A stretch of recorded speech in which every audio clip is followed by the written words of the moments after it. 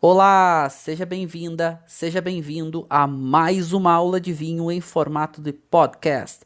Eu sou o professor Marcelo Vargas, nós vamos rodar a vinheta e já vamos para o conteúdo.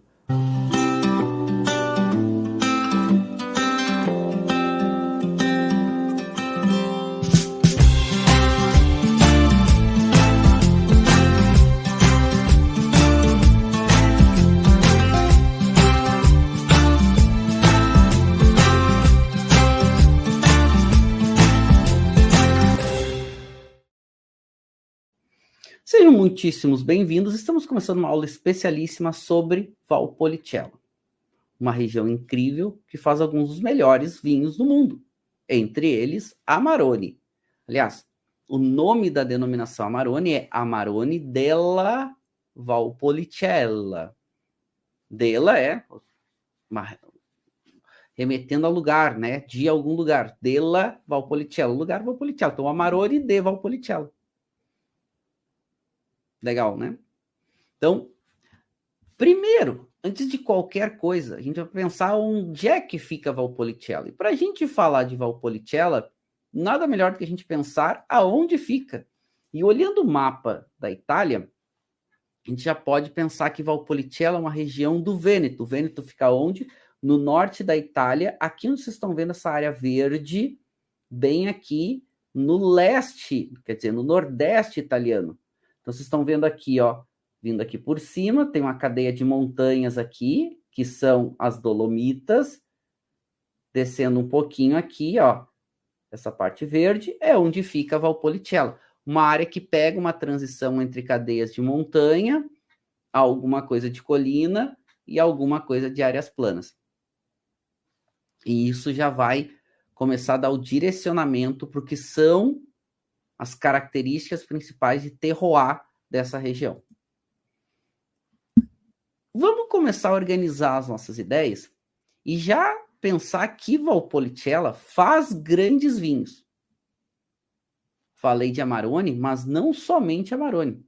Tem vários outros produtos extremamente interessantes que são feitos aqui. Estamos falando de uma das melhores regiões de vinhos do mundo. E esse é um ponto bem importante. E quando a gente olha essas garrafas, e aqui a gente tem alguns produtores bem significativos, né? Tem produtores bem importantes, como por exemplo, que eu vou marcar alguns para vocês, né?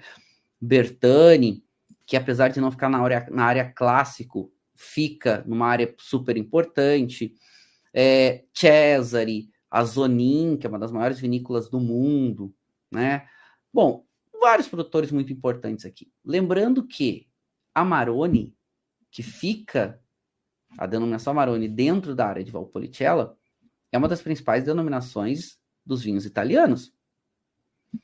Ela fica, Valpolicella, dentro do Vêneto. O Vêneto é a maior área de produção, a maior região de produção de toda a Itália. E se a gente avança um pouquinho, a gente já começa a pensar Valpolicella, e aí eu vou falar de Amarone, mas eu vou falar da região Valpolicella, que tem 4 denominações. Amarone é só uma delas. Se a gente pensar a região de Valpolicella, a primeira coisa, quando remete a vinho, é a gente já entender que Valpolicella é uma região para vinhos tintos. Ponto. Valpolicella só faz vinho tinto. E aí faz diferentes estilos de vinho tinto. Faz desde o Valpolicella convencional, clássico, que é um vinho tinto, leve, fresco, caráter de fruta vermelha, uma acidez destacada, até Amarone della Valpolicella, que é potente, intenso, concentrado, mas ainda vinho seco. E tem uma denominação que se chama Recioto della Valpolicella, que faz um vinho tinto doce, com técnica de apacimento. Aliás, é a mesma técnica do Amarone. Só que em vez de fazer um vinho seco, como é o Amarone, faz um vinho doce, com residual de açúcar bastante importante. Mas vamos organizar um pouco os nossos conhecimentos sobre essa região. Por quê? Porque, olha, eu vou dizer para vocês, eu Eu amo a Itália. Eu amo o vinho italiano. Sou completamente apaixonado pela gastronomia, pela cultura, pelos vinhos, pela paisagem. E tudo isso que eu falei para vocês, o Vêneto entrega muito bem. E nós aqui no sul do Brasil, nós somos muito relacionados com a cultura vêneta. Porque a imigração italiana que vem para o sul do Brasil e que é hoje são os grandes produtores de vinhos do Brasil, porque o Rio Grande do Sul é o principal estado produtor, e as regiões produtoras foram, né, vamos lá, intensificadas. A produção de vinho no Brasil foi intensificado com a chegada dos imigrantes italianos. Já tinha vinho no Brasil há muito tempo, né? Mas no final de 1800, quando os italianos chegam, eles trazem a cultura do vinho e implementam isso amplamente, principalmente na Serra Gaúcha, e é hoje o grande polo produtor de vinhos por causa dos imigrantes italianos. E muitos deles vieram do Vêneto. Inclusive, muitas dessas técnicas que hoje são utilizadas para a produção de vinhos no Brasil são de origem vêneta. São influenciados pelos nativos que vieram de lá. E o Vêneto, como um todo, tem várias diferentes denominações. Mas essa área, chamada Valpolicella, que fica no Vêneto, essa área específica, que é uma área muito famosa há séculos, inclusive são os antigos romanos que dão o nome Valpolicella, já vou explicar isso para vocês. Essa área tem 4 denominações. Ou seja, Valpolicella tem 4 denominações. E para facilitar a nossa vida, as denominações Valpolicella sempre levam o nome Valpolicella. Para começar, a denominação Valpolicella, que tem uma variável que se chama Valpolicella superiore. Essa é uma denominação, é uma DOC. Depois tem uma outra denominação que também é uma DOC, chamada Valpolicella ripasso, que também tem a variante superiore. E depois, mais 2 denominações, só que aí já mudam de status, já passam a se chamar denominações do alto nível italiano, ou seja, as DOCGs, que é Amarone della Valpolicella e Recioto della Valpolicella. Só que um para vinho seco e uma para vinho doce. São 4 denominações. E essas denominações, elas são muito interessantes porque elas têm estilos de vinhos muito diferentes. Então, Amarone é um vinho seco muito intenso e concentrado. Eu vou provar o Amarone com vocês daqui a pouco. Enquanto o Valpolicella é um vinho tinto muito leve, muito fresco. Muitas vezes o Valpolicella convencional, ele parece um vinho rosé. Você tem até um pouco de dúvida se é um rosé ou se é um vinho tinto. Mas a gente vai voltar aqui daqui a pouco. Mas antes de voltar aqui, eu quero olhar um pouquinho a região do Vêneto e a área de Valpolicella. Por quê? Para a gente entender os motivos que levam os vinhos a ter determinadas características, é importante a gente entender como a região se comporta no sentido, primeiro, de características geográficas, contexto de terroir, e como que isso influencia as uvas que depois vai, né, dar origem aos vinhos. O que é importante a gente pensar aqui? Valpolicella está no Vêneto. O Vêneto é a maior área de produção de vinhos de toda a Itália. Maior região produtora. É a primeira, maior volume. A gente pensar. E assim, olhando, já pensando aqui, até coloquei aqui no mapa para vocês aonde fica Valpolicella, né? Valpolicella fica no Vêneto, que é lá no nordeste da Itália, assim, tá marcadinho aqui em azul, mais escurinho, a região do Vêneto. Valpolicella fica aqui. Eu vou mostrar no mapa mais ampliado. Mas já começa a pensar que Valpolicella, o nome da região Valpolicella vem dos romanos. E um nome em latim. A gente sabe que os romanos, eles foram os grandes responsáveis pela expansão da cultura do vinho, principalmente a partir ali do século 3 a.C. São eles que levam, durante essa expansão do Império Romano, eles que levam a cultura do vinho da Itália para outros países, inclusive para a Gália, que vai se tornar a França depois. Pois bem, Valpolicella era uma área muito famosa de produção de vinho, na qual o nome já remetia a isso.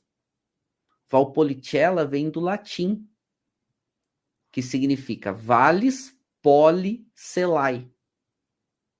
Vales de vale, né, uma área, já vou mostrar para vocês como é a área de Valpolicella, são vários vales. Então, vales, poli, muitas, cellae, adegas. Então, o vale de muitas adegas, muitas cantinas, né? Cellae de cellar, entre aspas, né? Ou seja, de cellae vem de essa referência à vinícola. Adegas numa conotação de vinícolas. Muitos produtores de vinho. Então, era o vale de muitos produtores de vinho. Tá, mas estamos falando aí de século III, século II a.C. Ou seja, literalmente, há milhares de anos atrás, a gente tinha um lugar que era muito famoso por produzir vinho. Tanto que o nome já levava, já direcionava para isso. Porque os vinhos dessa região eram vinhos muito famosos. Muito, né, muito prestigiosos. Muitos destacados. E os romanos, a gente sabe que tinha na cultura do vinho algo muito importante. Mas olhando a região como um todo, a gente está falando de uma região que é fria. É uma região que está no nordeste da Itália. A gente sabe que quanto mais para o norte da Itália, mais frio. A gente está literalmente na fronteira com países frios, aqui no caso com a Áustria, e a gente está literalmente nos pés dos Alpes. Aqui a gente está nos pés dos Alpes. Aqui é frio porque são os Alpes. E os Alpes são cadeias montanhosas altas e muito frias. Inclusive famosas por estações de esquis e tudo mais. Mas eu falei para vocês que Valpolicella é famoso pelos vinhos tintos. E Valpolicella fica exatamente aqui, ó. Uma região relativamente fria. Tá, mas espera aí, como é que faz vinhos tintos potentes numa região fria? Aí nós vamos chegar daqui a pouco nos fatores de terroir. A gente já está começando a entender a região como um todo. Então, sopé dos Alpes. Aqui os Alpes têm um nome, eles se chamam Dolomitas. Dolomitas é uma cadeia que tem muito calcária, né, muito meio acinzentada, enfim. Mas estamos falando de Alpes, né, os famosos Alpes orientais. E é lindo, né? Porque os Alpes não são somente nos suíços, né? Os Alpes suíços, na verdade, já são os chamados Alpes centrais aqui, né? E aqui a gente tem Alpes também. Então, todo o norte da Itália tem a cadeia dos Alpes. Os Alpes são cadeias montanhosas que reúne várias diferentes montanhas, muito lindas, muito, né, lugares paradisíacos. Mas então, uma região fria, uma região um pouco mais úmida. Mas não vamos esquecer que a gente está numa área que é de influência macro-mediterrânea. Porque a gente está numa península, a Itália é uma grande península dentro do Mediterrâneo. Então, a gente está numa área mediterrânea. A gente sabe que o Mediterrâneo, como um todo, faz com que essa área fique com algumas variações, que são, principalmente nas estações do ano, faz com que os verões eles sejam mais quentes, mais secos e mais longos. Os verões são um pouco maiores.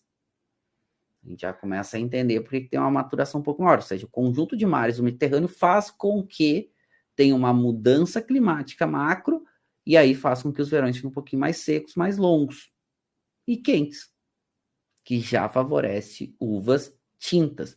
Mas nós estamos no norte, esse mapa de radiação mostra isso. São áreas mais frias, principalmente se a gente comparar com o sul da Itália, que é bem mais quente. Isso é um mapa de radiação solar.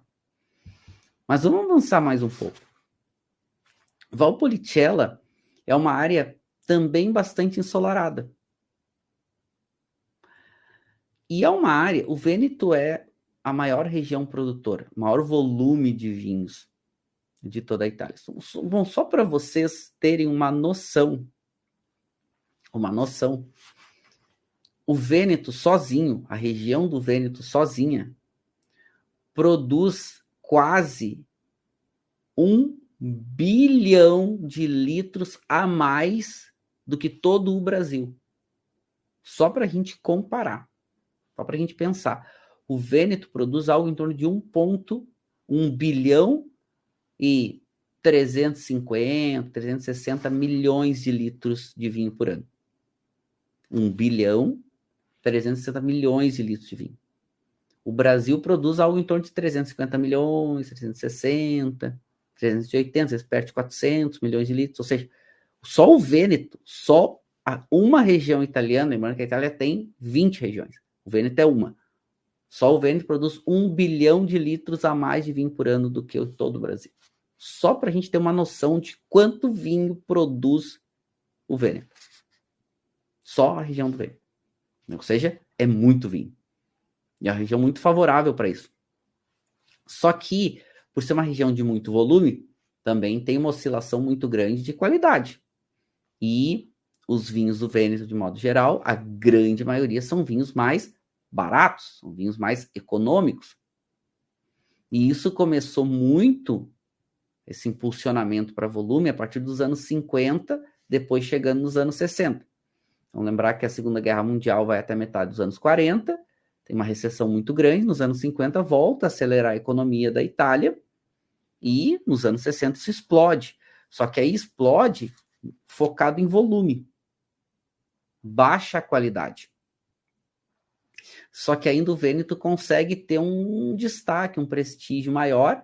Então, além de ser uma região importante, nós estamos numa área importante da Itália, consegue ter algum prestígio mesmo para vinhos de baixa qualidade, porque está no Vêneto, tem um nome forte por trás, Vêneto. Se comparado com os vinhos da Puglia, por exemplo, que é no sul da Itália, a Puglia é bem menos valorizada.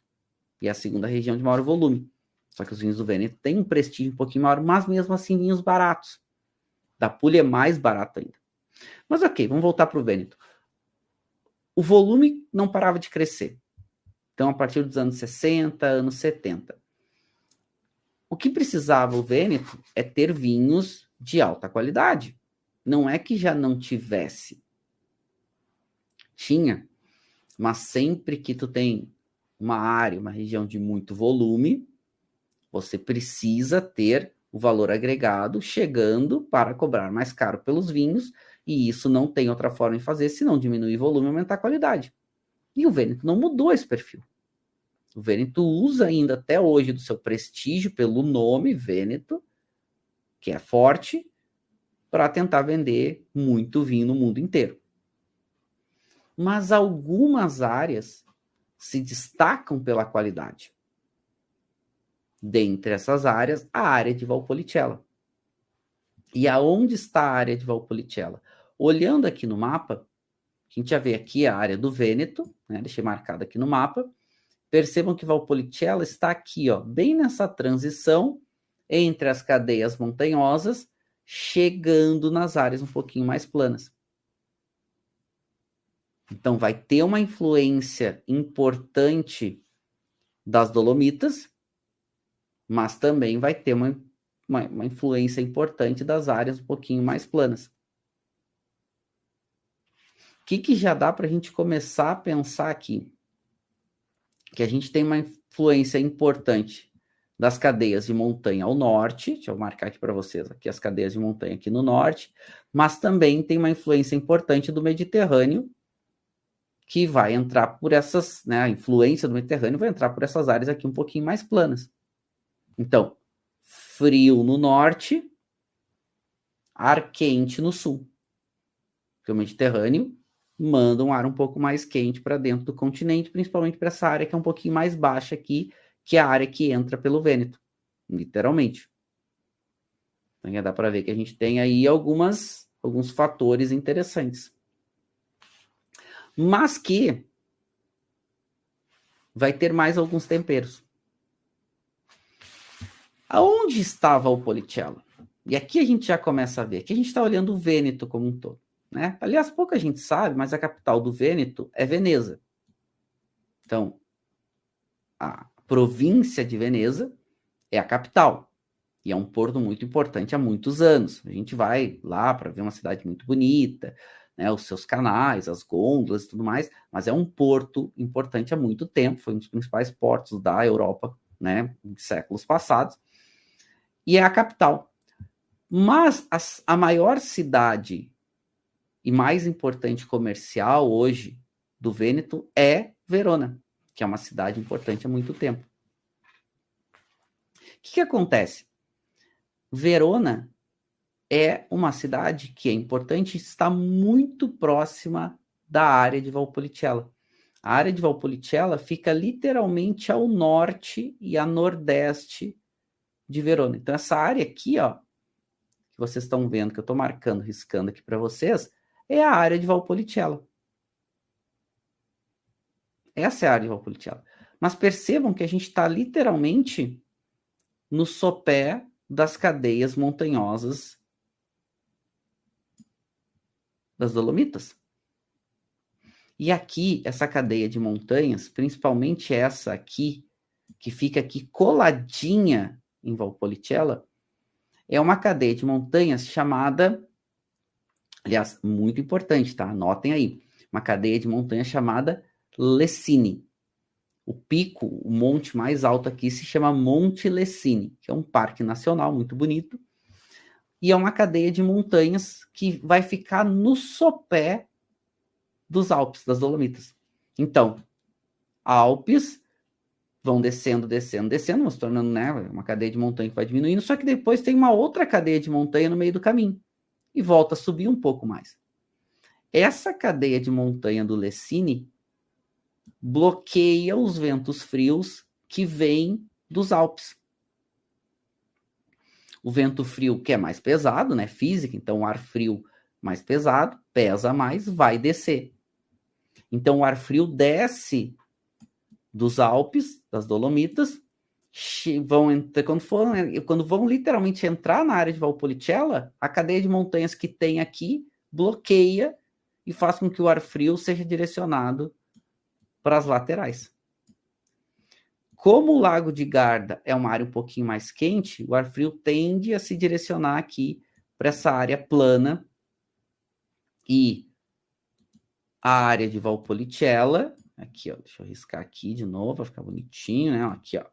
Essa área aqui, que é a área de Valpolicella, fica mais protegida do ar frio e permite que o ar quente, tanto do Mediterrâneo quanto do Lago de Garda, consigam entrar aqui. Então, a área de Valpolicella fica um pouco mais aquecida.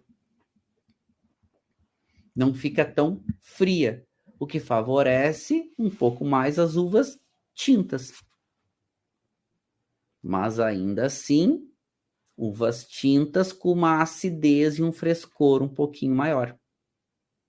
Não são uvas tintas tão intensas, tão tânicas, tão potentes. Ah, mas Marcelo, mas Amarone é um vinho tânico potente? Sim, sim, sim. Já vamos chegar lá. Já vamos entender como é que isso acontece. Tá? Mas então, essa é a área de Valpolicella, que é muito famosa por vinhos há muito tempo. E hoje possui 4 denominações. Olhando aqui, aonde estava o Valpolicella? Para a gente pegar aqui como uma referência, tá? Uma referência importante. Então, se vocês olharem aqui, ó, Valpolicella está aqui nessa areazinha laranjinha. Como o Vêneto, no total, tem 43 denominações, vocês estão olhando o mapa do Vêneto com um monte de marcação, porque tem denominação para todo lado. Né? Tem denominação de vinhos para todo lado. Então, o Vêneto tem 14 DOCGs, literalmente, né? É DOCG pra caramba, e tem 29 DOCs. Então, tem muitas denominações. Pois bem, essa área de Valpolicella, que vocês estão vendo marcadinho em laranjinha aqui, até vou dar um zoom aqui para vocês conseguirem ver um pouquinho melhor. Opa, deixa eu pegar aqui, ó. Deixa eu ampliar aqui, ó, para vocês verem. Essa área laranja aqui, ó. Então, eu vou dar uma limpada aqui, para vocês conseguirem ver um pouquinho melhor. Então, apagar. Agora, vamos dar uma ampliada aqui, ó. Essa área laranjinha aqui, ó. Tá? E podem ver que tá marcadinho aqui, ó. Aqui, essa área laranja, tem 4 denominações. A denominação 1, 11, 39 e 40. Quem são elas? Denominação 1, Amarone della Valpolicella. A área é a mesma. Então, a mesma área, chamada Valpolicella, pode fazer 4 denominações diferentes de vinho. Fica a critério do produtor. Cada denominação tem suas regras. Quais são essas 4 denominações primeiro? Amarone della Valpolicella. Depois, vai poder fazer. Eu já explico sobre Amarone, tá? Amarone precisa explicar com um pouquinho de calma. Vai fazer a denominação 11, que é Recioto della Valpolicella, um vinho doce. Depois fazer as denominações 39 e 40. Então, estão elas aqui, ó. Valpolicella Ripasso e Valpolicella.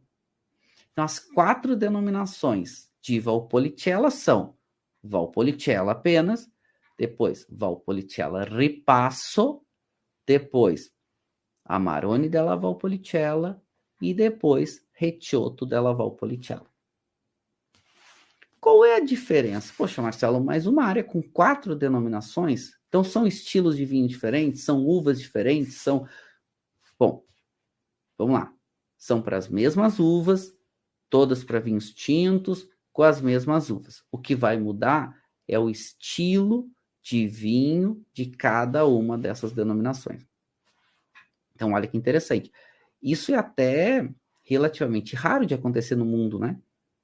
Uma denominação ou uma área que permite a mesma área, 4 denominações, com as mesmas uvas, mas aí vão ser estilos de vinhos um pouquinho diferentes. Normalmente, quando a gente tem isso acontecendo no mundo, vai variar as uvas, ou vai variar, né, as técnicas aplicadas, ou, né, vai variar bastante. Sim, dificilmente vai ser as mesmas uvas, mas só para estilos de vinhos diferentes. Então, é interessante a gente já começar a pensar que é uma região peculiar. Olha que instigante, né? A gente já fica pensando, poxa, mas e aí, como será? Como... Pois vamos ver. A questão, então, de Valpolicella, essa cadeia que eu falei para vocês de montanha do Lessini, o parque do Monte Lessini, ela primeiro vai bloquear o vento frio que vem do norte, depois vai fazer com que o relevo em Valpolicella seja bastante irregular, muitos vinhedos em encosta, e essas encostas, a maior parte delas, olhando para o sul. Ou seja, com inclinações para o sul. Lembrando que nós estamos no hemisfério norte. Então, os vinhedos em inclinação para o sul favorecem, se beneficiam de um sol extra, porque o sol está no sul. Então, a gente já está pensando. É uma área, as encostas são áreas que retêm um pouquinho mais de calor e tem solos com ótima drenagem. Aqui a gente está falando de chuvas que chegam aí na faixa dos seus 500, 600 milímetros por ano. Mas essas chuvas elas não se concentram tanto no verão, que é o período de amadurecimento das uvas. Então, isso é uma vantagem. No período de amadurecimento das uvas, de modo geral, é um pouco mais ensolarado, menos chuva. Menos chuva não é só a água, não é só a umidade, mas também menos nuvens, que permite que tenha mais sol, favorece amadurecimento de uva. Mais um fator para a gente pensar, né? Então, olha quantos fatores aí que vão se somando para tornar a área algo muito especial. Mas então a gente vê na área de Valpolicella algumas áreas planas, algumas áreas de colina e algumas áreas de montanha. Só para a gente separar, né? Colinas são relevos que chegam até 300 metros de altitude, montanhas acima de 300. Então aqui a gente tem cadeias montanhosas também. Cada área, cada vinhedo vai se expressar de uma forma um pouquinho diferente. Mas tem um fator. O fato dessa área ser um pouquinho mais protegida da umidade, ser um pouquinho mais protegida dos ventos frios, favorece bastante aqui também a cultura de vinhedos orgânicos.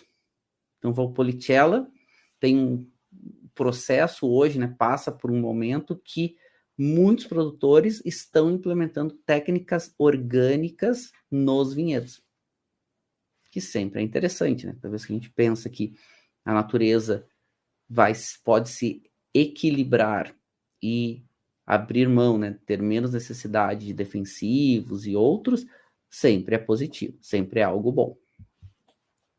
Avançando mais um pouquinho, e aqui eu coloquei para vocês todas as denominações do Vêneto, as DOCGs e as DOCs, né, ou seja, as DOCGs e as DOCs, com estilo de vinho e as uvas principais. Então, por exemplo, ó, a Amarone della Valpolicella, que a gente está estudando hoje, é só para vinho tinto, com no mínimo 45%, no máximo 95% de Corvino de Corvinone, permite também Rondinella e outras uvas.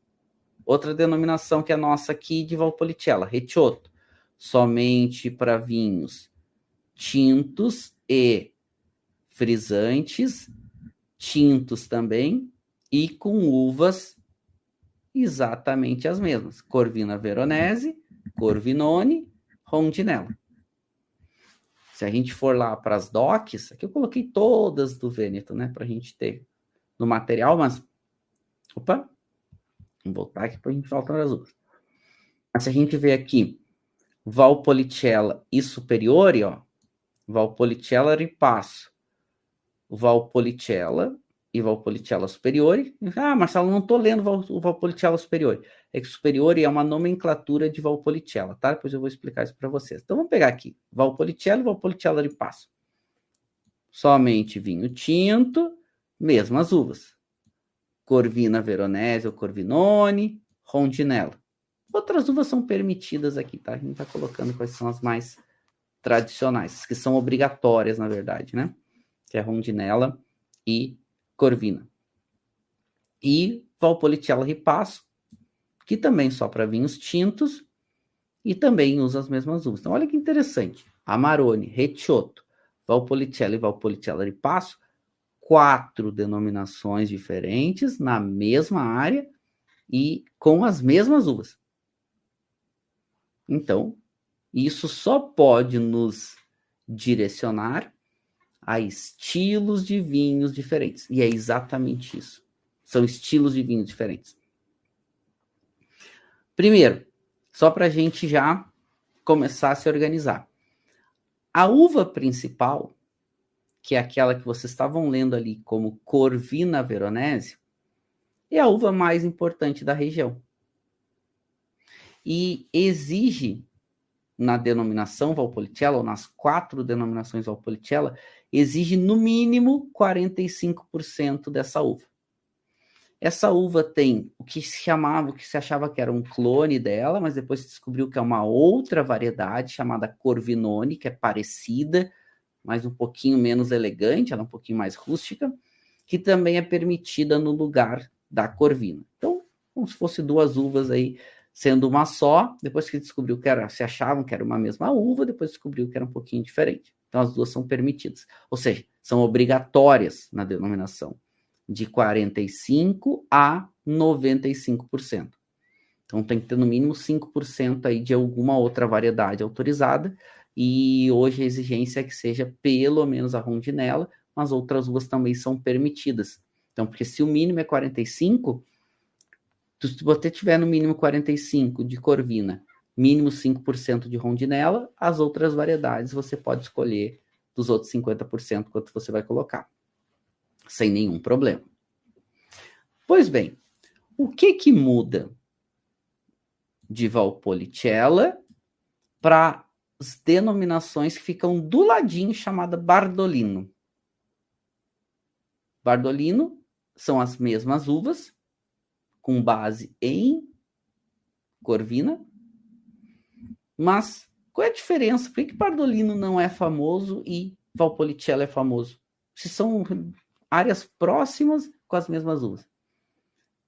Por causa do contexto de terroir. Para começar, Bardolino é literalmente aqui acompanhando o Lago de Garda, que é um lago quente, que traz um ar quente para dentro da região. As uvas amadurecem mais? Não. As uvas amadurecem mais rapidamente, os vinhos ficam bastante leves, frutados.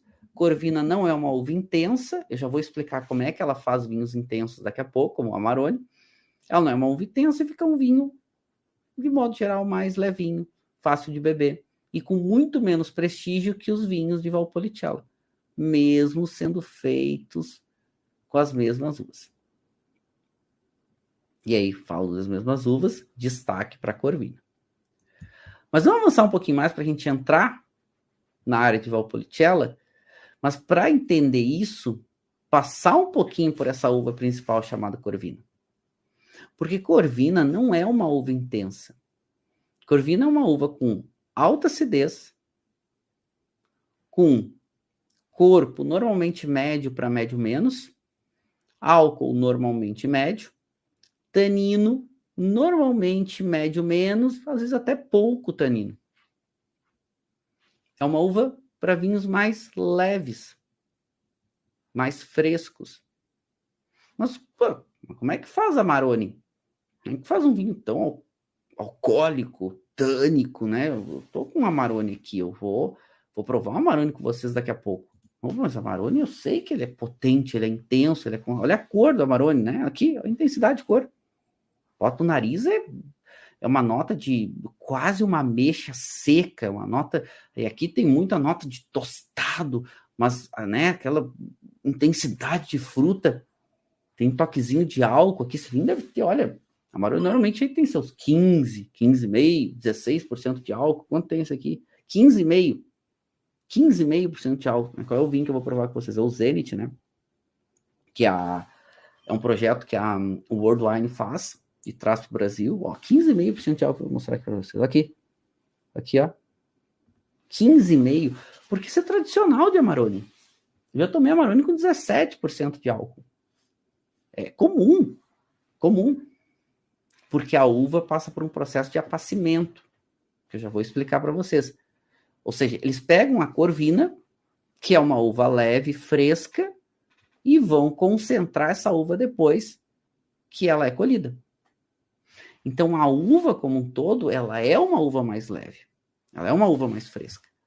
Então, se a uva não passa por esse processo de apacimento, vai fazer um vinho mais leve, um vinho mais fresco, que é o clássico, que é o convencional dos vinhos Valpolicella.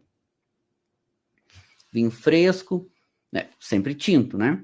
Então, vinho com caráter de fruta vermelha, com aquelas notas de cereja ácida, com aquelas notas de um morango maduro, um toque de framboesa, que tem aquele caráter muito peculiar, daquele leve toquezinho herbalzinho fresco, um toquezinho que lembra às vezes uma pimentinha, né? Aquele toquezinho de pimentinha rosa, delicado, aromático, gostoso, acidez alta, sem muito corpo, sem muito... Uma delícia tomar, uma delícia. Toma uma garrafa, faceiro.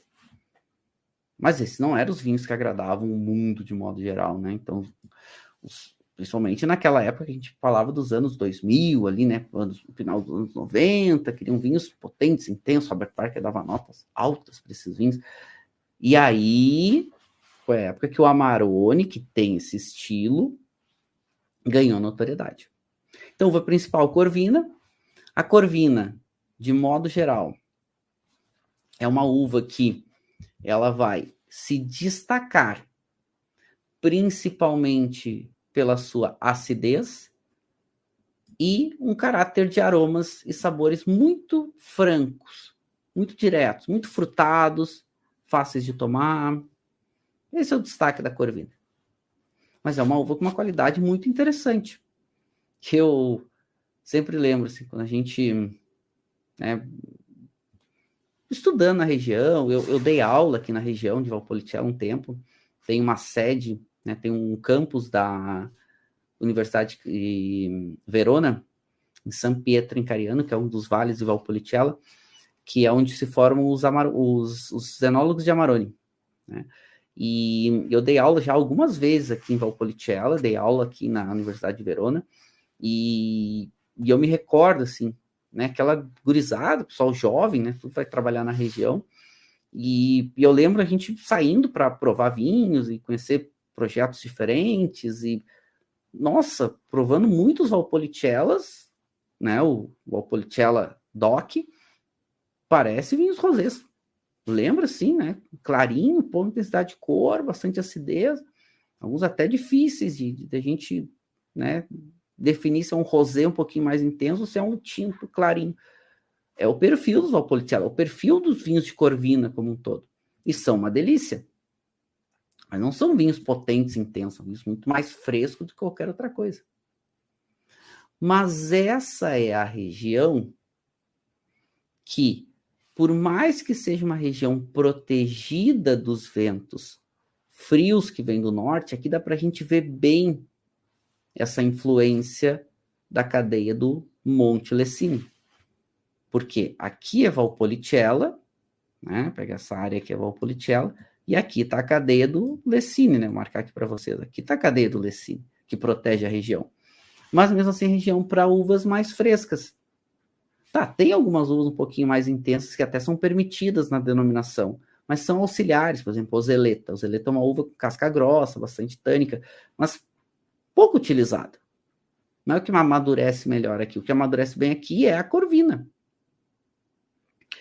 Então, o que eles começaram a fazer aqui?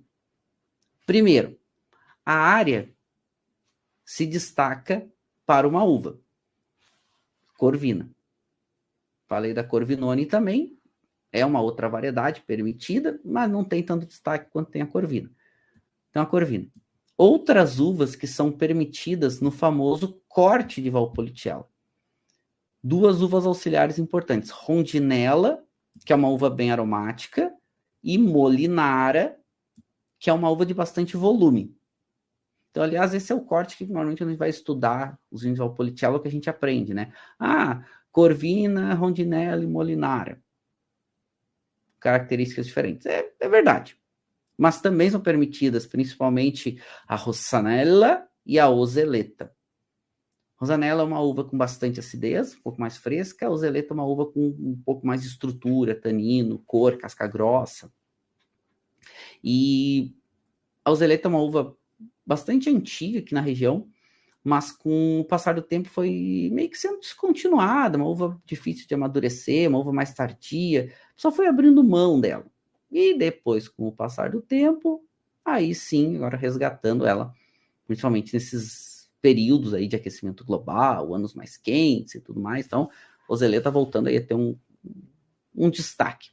Lembrando que, no mínimo, 45% de Corvina, e no máximo 95%. 5% tem que entrar de outra, pelo menos aí Rondinella, um pouquinho também é convencionalmente utilizado. Mas, tirando a Ozeleta, as outras uvas são uvas leves, são uvas frescas. E aqui vai nascer a técnica do apacimento. Mas a técnica do apacimento, ela não foi desenvolvida aqui para o Amarone. E aqui eu trouxe para vocês as 4 denominações, agora um pouquinho mais especificadas, né? Que é a questão das 4 denominações, já com um pouco especificadas nos seus estilos. Por quê? Por que muda? Vamos chegar lá.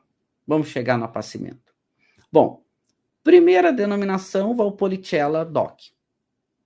Um vinho que exige aí no mínimo 11% de álcool, ou seja, dá para colher bem cedo, não precisa ter sobrematuração. Olha que bonita essa foto, né? Olha que bonita lá a cadeia do Lessini lá atrás, os vinhedos em Costa que eu falei para vocês, é muito bonita a região, realmente muito bonita. Mas vamos voltando para as denominações, então. Primeiro, Valpolicella DOC convencional. No mínimo 11% de álcool e que permite uma variação chamada superiore. A denominação é a mesma, mas se tu tiver no mínimo 12% de álcool e 1 ano de evolução, ou seja, o produtor escolhe, né, entre madeira, garrafa, se ele quiser ficar, né, evoluindo um pouquinho mais o vinho e botar depois para o mercado, no mínimo 12% de álcool, ou seja, exige que a uva amadureça um pouquinho mais, pode chamar de Valpolicella superiore. Igual são vinhos frescos, leves, fáceis de tomar. Pois bem, depois, esse sempre foi um vinho, esse é um vinho feito aqui há bastante tempo, então Valpolicella, o DOC convencional. Depois se pegava essas uvas e se aplicava a técnica do apacimento. Para quê? Para fazer o Recioto della Valpolicella. O que é o apacimento? Colhe a uva quando ela está madura, mas logo que ela amadureceu, não deixa ela amadurecer muito no cacho, né? No cacho, não, na verdade, na videira, né? Porque ela fica no cacho depois.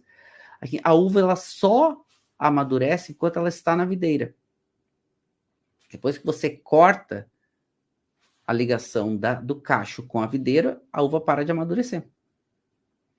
Então, o que eles queriam fazer aqui para ter vinhos doces, com essas uvas mesmo, as mesmas uvas tintas?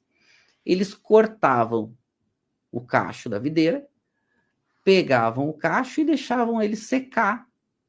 Aí mais ou menos uns 2 meses, 3 meses, dava uma desidratada, aquelas uvas elas iam ficando passa, iam perdendo água, mas iam mantendo o restante das suas estruturas.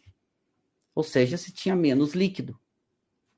O mosto ia ficar muito concentrado em açúcar, ia ter muita casca, porque o líquido, boa parte, evapora. E eles faziam isso, uma técnica chamada apacimento, ou seja, colhe o cacho, deixa o cacho dar uma desidratada, e aí depois vai vinificar, depois de alguns meses. Para fazer um vinho doce, chamado Recioto della Valpolicella, que hoje é uma DOCG. Então aqui é um vinho doce. Só que, com o passar do tempo, eles também começaram a fazer esse Recioto com menos açúcar. Como assim menos açúcar, Marcelo? Eles continuavam a fermentação. Então, em vez de interromper a fermentação e deixar sobrar açúcar, eles deixavam fermentar mais tempo, esse açúcar ia sendo convertido em álcool, só que o vinho ficando menos doce. Então fazia um vinho com mais álcool e menos açúcar. O Recioto della Valpolicella é um vinho com mais açúcar e menos álcool. Eles foram vendo que fazer isso era bom, e daqui a pouco eles lançaram não somente um vinho doce, mas um vinho também, entre aspas, amargo. Não é amargo porque é amargo porque não era doce. Que eles chamaram de Amarone. Amarone della Valpolicella. Então, mesma técnica do Recioto, mas deixa a fermentação se estender por mais tempo, vai ter menos açúcar e vai ter mais álcool. E esse foi o vinho que fez um grande sucesso aí no mundo. E até hoje faz um grande sucesso no mundo. Mas o que acontece? Essas cascas que eles usam para fazer o Amarone é uma casca muito concentrada, porque eles colhem a uva, deixam ela desidratar de no mínimo 2, no máximo 4 meses, então fica até 4 meses aí desidratando. Essa uva ela perde muito líquido, então fica muito concentrada a uva.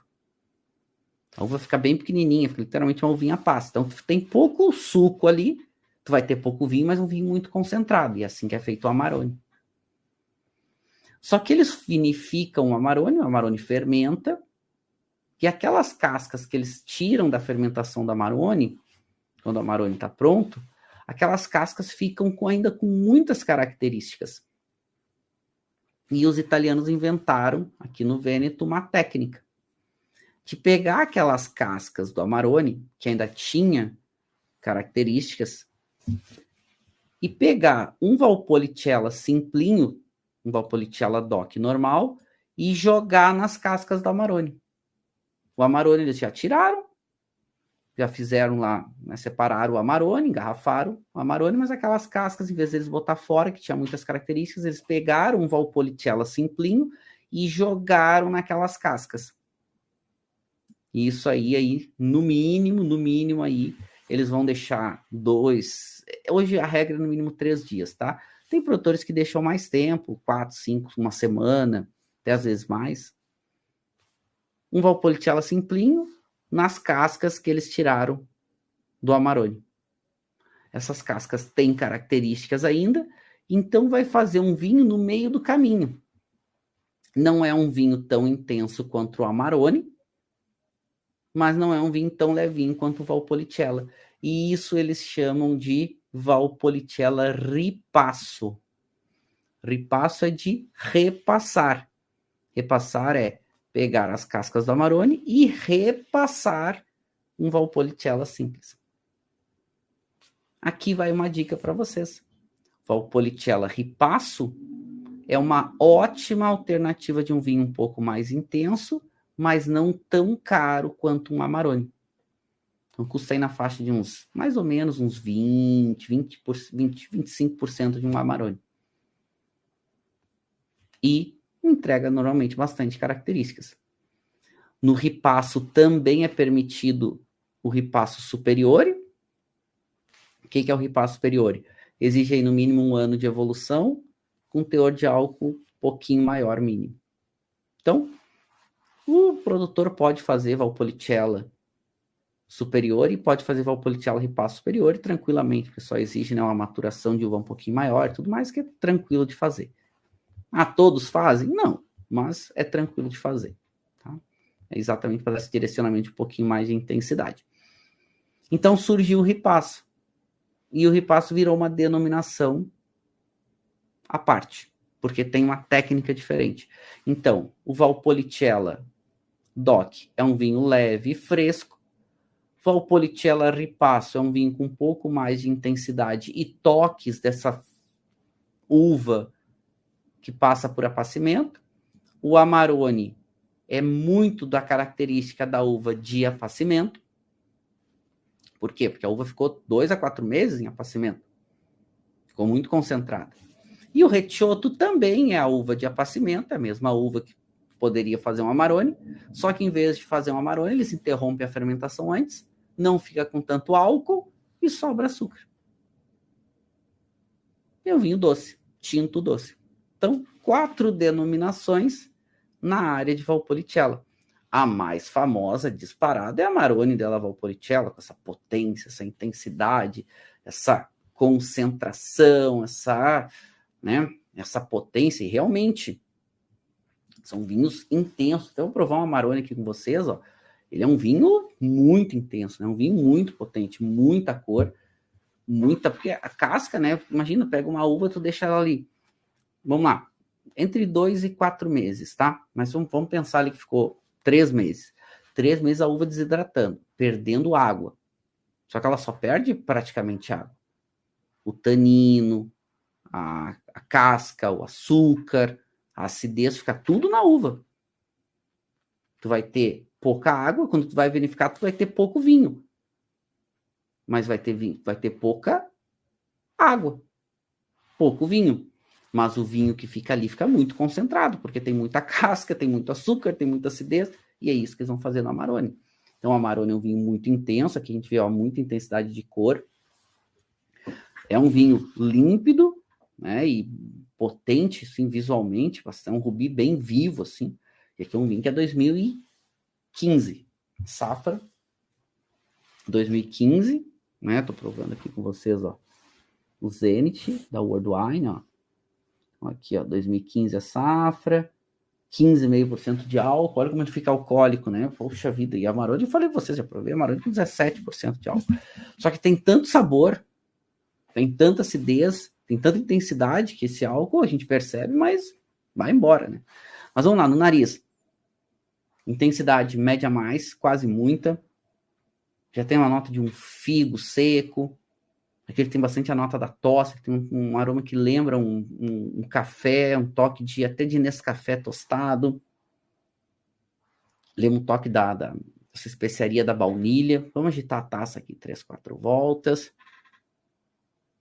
Bom, aí ele fica, né, muito amadeirado, que tem bastante tempo de madeira. Acho que ele passa, se não estou enganado, esse vinho passa 24 meses em madeira.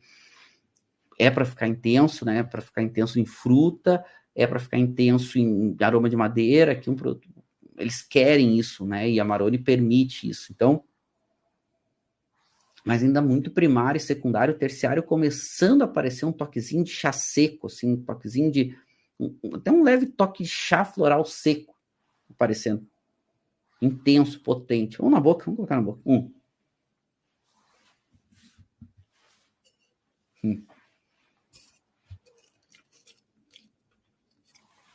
Olha, no mesmo primeiro gole, essa estrutura em boca, tanino, o álcool, o tanino tá aqui super marcado. O álcool é um álcool, né, muito presente, mas o álcool não é que ele não incomoda, porque tem tantas outras características, mas tu sente ele aqui. Amarone é um vinho que precisa comida, né? Um vinho que tomar ele sozinho, ele pesa. Então precisa aqui, né, ter recurso para ele não cansar, porque senão a gente vai cansar muito com esse vinho. E normalmente Amarone tem um residual de açúcar um pouquinho maior também, porque é uma uva com muito açúcar. Vamos avaliar agora.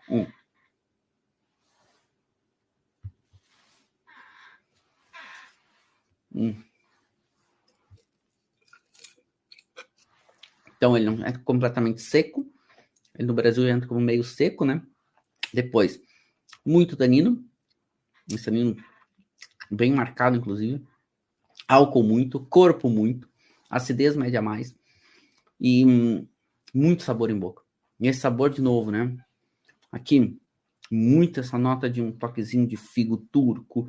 Essa nota de um cravo. Tem boca ele é um pouco mais especiado, uma nota de um cravo.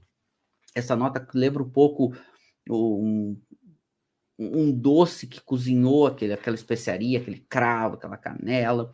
Depois a nota do tostado, bastante presente em boca. Em boca já lembra um pouco mais a madeira tostada mesmo, um pouco menos do café. Essa nota da fruta, né? Uma ameixa quase passa, quase seca. Gostoso. É bom, mas é muito intenso. O nível de qualidade é um bom Amarone, né? Mas assim, é tudo para cima, né? Tudo potente, é tudo intenso. E claro, esses vinhos eles são os vinhos mais caros de Valpolicella. Eles são os mais representativos, inclusive alguns dos vinhos mais importantes da Itália como um todo, né? São vinhos muito potentes, muito concentrados. E assim, realmente, é um vinho,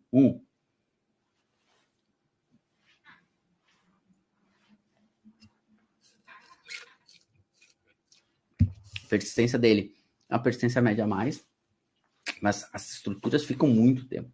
Esse vinho é o Zenit, tá? Amarone della Valpolicella, que é o nome da DOCG, né? Aqui, ó. E interessante. Ele conta aqui, ó, os produtores da linha Zenit, cujo nome homenageia os produtos da linha Zenit, cujo nome é a mãe do criador, desenvolvidos pelo Celso Lapastina, né? Que é o dono da World Wine, da Lapastina. Legal. Ó, ele entra com meio seco, porque a Amarone tem tanto, ó, tem tanto açúcar na uva que mesmo fermentando tudo e tendo 15,5% de álcool, ainda sobra açúcar, porque a uva é muito concentrada em açúcar, né? Imagina, você está vinificando uma uva passa, praticamente. Está vinificando uma uva passa, imagina. Então, assim, é gostoso, porque ele é um vinho muito gastronômico. Ele é um vinho que precisa comida, de modo geral. Né? E isso que você faz essa intensidade, essa potência, é o que dá o grande destaque para Amarone, né? Não tem jeito, Amarone é um vinho muito, muito potente. Aqui só para a gente olhar a região, e a região ela é dividida hoje em 3 grandes áreas, né? Então, toda essa área aqui é Valpolicella, sendo que tem 2 sub-regiões. E se a uva vier dessa sub-região, pode levar o nome. Primeiro, a área principal, onde tudo começou, a área de Valpolicella, chamado Valpolicella Clássico. Então, tudo que vem dessa região, tu pode colocar o nome nas 4 denominações de clássico. Então, Valpolicella Clássico, Valpolicella Ripasso Clássico, Amarone della Valpolicella Clássico, Recioto della Valpolicella Clássico. Vem dessa área aqui, que são 5 vales, né? Fumani, Marano, Negrar, San Brode, San Pietro, Incariano, onde tudo começou, a região. Né? Inclusive, esse vinho que eu estou provando com vocês, ele é Amarone della Valpolicella Clássico. Ó. Eu vou mostrar aqui para vocês, deixa eu botar aqui na tela um pouco maior. Ó, aqui tá vendo? Ó, a denominação Amarone della Valpolicella, ó, denominazione de origine controllata e garantita, clássico. Ó. Se é clássico, vem da área clássica, que é uma das sub-regiões. Voltando aqui, tem uma outra sub-região chamada Valpantena, que é a mesma coisa. Então, as 4 denominações, se vem dessa área, pode botar o nome Valpantena. E o restante todo só, que não tem sub-região, não pode acrescentar o nome da sub-região, porque não tem. Tá? Quando tiver futuramente, se tiver alguma classificada, coloca. Tá? Tudo começou aqui na área clássico, que é a área principal, que é a área de maior destaque, maior prestígio, então os melhores produtores, tá? Apesar que tem um produtor muito bom, que também fica na área de Ilase, que fica um pouco mais para o leste, fora da área clássico, que é da Alforno Romano, e é um produtor aí bem representativo. Aqui só para vocês verem como é que eles fazem o apacimento da uva. Então, eles colhem a uva, colhem ela cedo, mais madura, deixam ela ficar naquele chamam aqui de frutaio, né? Que é essas áreas onde vai ficando desidratando a uva lentamente por esses meses, onde ela vai perdendo a sua água, ficando bem concentrada, bem intensa. E aí eles vão pegar essa uva e vão vinificar. Como a Amarone é o vinho mais importante, eu coloquei aqui as regras para elaboração de Amarone. Então, as uvas a gente já entendeu, Corvina de 45 a 95, né? Rondinella tem que aparecer um pouquinho, e as outras uvas autorizadas. Então, vamos lá. Para fazer Amarone, quando vai colher a uva, ela tem que ter um potencial alcoólico mínimo de 11%. O que é o potencial alcoólico? Maturação da uva. Então, ela tem que ter açúcar suficiente para fazer um vinho com 11% de álcool. Mas ela vai para o apacimento. Quando termina o apacimento, ela tem que ter no mínimo potencial para fazer 14% de álcool no vinho. Então, o Amarone vai ter no mínimo 14% de álcool. Então, Marcelo, quando colheu a uva tinha 11%, quando vinificou tinha 14%. Por quê? Porque fez o apacimento. Perdeu a água, concentrou o açúcar. É o açúcar que vai virar álcool. Tem menos água, mas tem o mesmo açúcar. Então, gera mais álcool. Depois, o apacimento de 2 a 4 meses, o produtor escolhe de acordo com o ano, de acordo com a qualidade da uva, sendo que ele tem que seguir a regrinha aqui dos 14% mínimo. Depois, ele vai vinificar. O vinho pode ter um açúcar residual total de no máximo 9% no Amarone. Se você tiver teores alcoólicos maiores do que 14%, pode chegar até 12 gramas de açúcar por litro. Por que isso? Porque se você vai ter teores de açúcar, teores de álcool maior, significa que a tua uva é mais concentrada em açúcar. Vai ter um vinho mais intenso. Fez mais tempo de apacimento, provavelmente. Ou a uva maturou mais. Então, tu pode ter um residual de açúcar maior, porque tu vai ter uma uva mais concentrada. Tem que passar por um processo de evolução de, no mínimo, 2 anos, sendo que, no mínimo, 4 anos para reserva. Ou seja, então, o Amarone vai passar aí 4 meses em apacimento e depois mais 2 anos em evolução o vinho. Tá? Então, vou lá, 4 meses de apacimento, vinificou, vai vinificar ali, vai demorar algumas semanas, vai ter o vinho, depois quando ele vai para o processo de amadurecimento, tem que passar aí no mínimo 2 anos. Se for reserva, no mínimo 4 anos. Ou seja, não tem como a Amarone ser barato. Olha o nível de exigência para se fazer um Amarone. Olha quantas regras. Então, é para fazer um vinho intenso, é para fazer um vinho potente. É essa a ideia do Amarone. Amarone é exatamente esse objetivo. Vamos fazer um vinho potente, vamos fazer um vinho intenso, fazer um vinho concentrado. E aqui até trago para vocês três ícones assim de Amarone, bem representativos. O meu produtor preferido, que é Giuseppe Quintarelli, né, que é um ícone aí no mundo, só custa muito caro, né, Mistral traz para o Brasil, é caríssimo, caríssimo, é 5, 6 mil reais uma garrafa de Quintarelli, Amarone Quintarelli, muito, muito caro. Depois, dá o Forno Romano, esse que eu falei para vocês que fica fora da área clássica, esse que é bem modernista, gosta de bastante madeira, muito concentrado, muito intenso, Quintarelli é um pouco mais elegante, mais saboroso.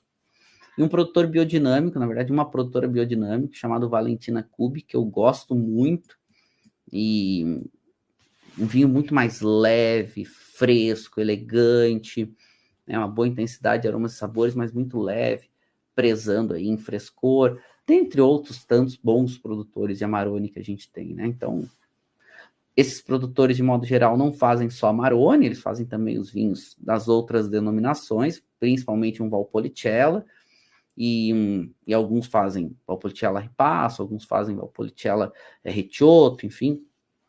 Então, isso varia muito de cada produtor, né? Varia muito aí de produtor para produtor. Legal a gente entender um pouquinho de Valpolicella, né? Legal a gente entender um pouquinho dessa região, das suas 4 denominações. Normalmente a gente só conhece ou ouve falar ou pega a referência do Amarone, que é o mais prestigiado, é o mais famoso, é o mais intenso, é o mais potente. E claro, é o mais caro, mas também provar um bom Valpolicella, vou dizer para vocês que é uma delícia.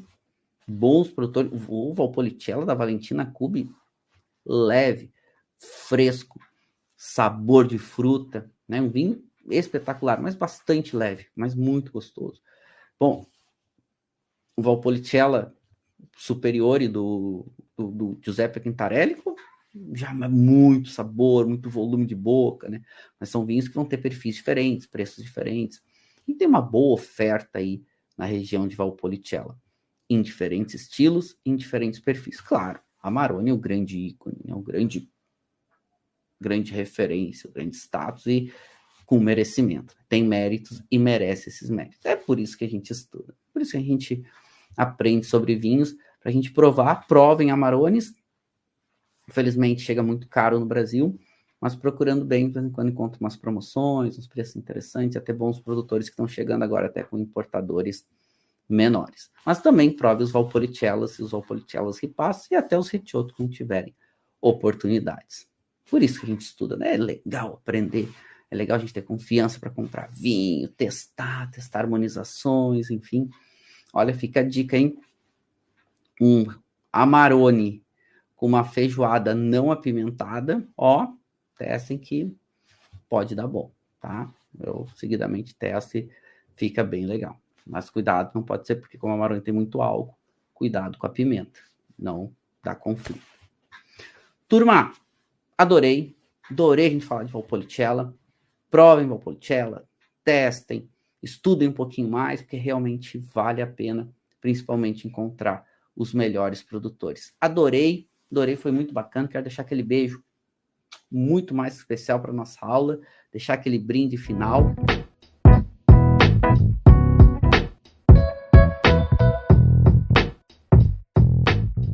Você acabou de ouvir uma aula de vinhos do professor Marcelo Vargas, em formato de podcast.